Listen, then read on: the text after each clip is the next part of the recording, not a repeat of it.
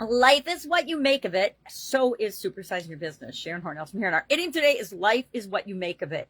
We're going to talk about that in 10 ways to ensure that you have a happy and wonderful life. And if you have a happy and wonderful life, guess what? You have a happy and wonderful business, because happy, wonderful, positive, good example business owners create awesome businesses and make the world a better place. People that are just out for themselves, selfish, greedy, negative, goofy people that have businesses can be very successful, but they don't necessarily make the world a better place. So you get to decide and choose what kind of life you're going to live, what kind of example are you going to be, what kind of business are you going to build and grow and supersize. So this idiom is attributed to Eleanor Roosevelt as well as Grandma Moses. Not sure exactly when it first started being used. I think there's been a lot of life is this and that quotes over the centuries, because we all have an opinion on what life is. And guess what? Sometimes it changes over time. When I was younger, I thought life was adventurous and exciting and amazing, because I was exciting and amazing and adventurous and tenacious, and I would try all kinds of new things. And as I got older, I don't think life's that adventurous anymore, because I quit having adventures, or as many adventures in the ways that I used to. I went from physical adventures and traveling and things to building businesses and helping other people to do the same, which is still an adventure for me, just a different type of adventure. So let's talk about 10 different ways that you can ensure that you have a wonderful and happy life. And you can share in the comments below whether you agree or disagree with these. I think it's a pretty good list, so that's why I'm going to share it. Number 1, live intentionally. Know what the heck you want and then go after it.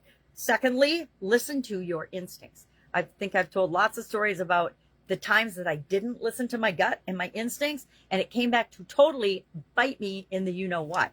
Number 3, nourish your body, mind, and soul. Guess what? We are multifaceted beings, and if we don't take care of ourselves, we can't take care of and grow our business. Number 4, you can only control yourself. This is one of my favorite mantras and sayings, because a lot of times, especially with the people we love and care about and people that are close to us, we wish we could control them. We wish we could make them happy. We wish we could do things that would have them have a better life experience, and we can influence it and be a good example. But the truth is, each and every one of us are 100% responsible for our reaction to everything, and that includes controlling ourselves. And only we can control ourselves, as much as sometimes we wish we could puppeteer and control other people.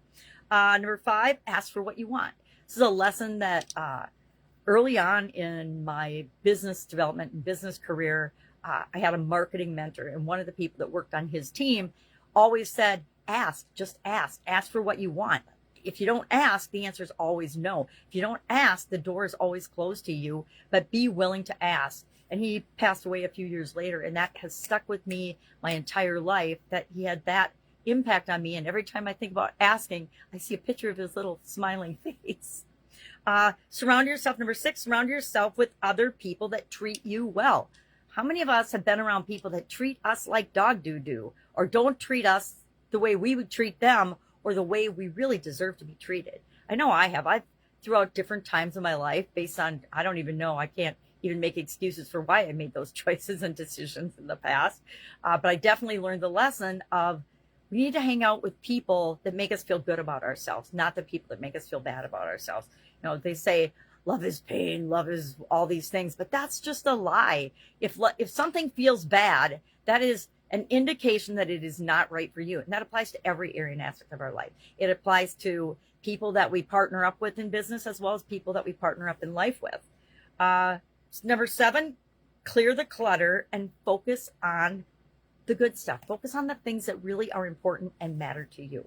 Number 8, have the right mindset. Boy, this is a biggie.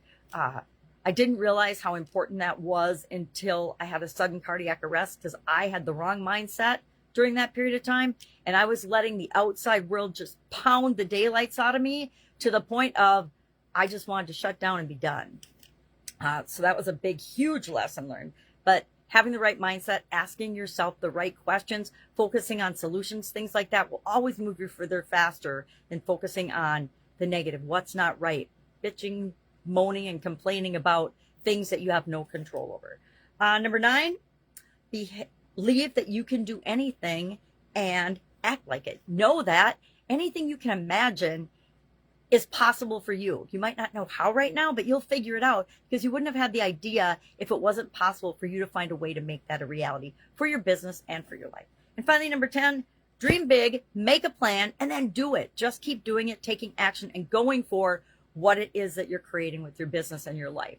If you've decided and committed to supersizing your business, you'll find a way to make it happen. That's it. That's my list of 10 things for a wonderful and happy life. Because life is what you make of it and what I make of it. And we don't have anybody else to blame than ourselves when we get results or things that are showing us that we're going in the wrong direction. And that's just an indication that we need to take a step in a different direction. Have an awesome day. I'd love to know your thoughts on this particular idiom. Do you believe life is what you make it, that your business is what you're creating and making, or that outside forces have a huge impact on you and can control what happens to your business or not? Sometimes I felt that way because I had bad things happen that happened outside of us. I think during the COVID pandemic, a lot of people felt like the world was against them and they didn't know what they were going to do. But those that figured it out thrived and prospered even during that time.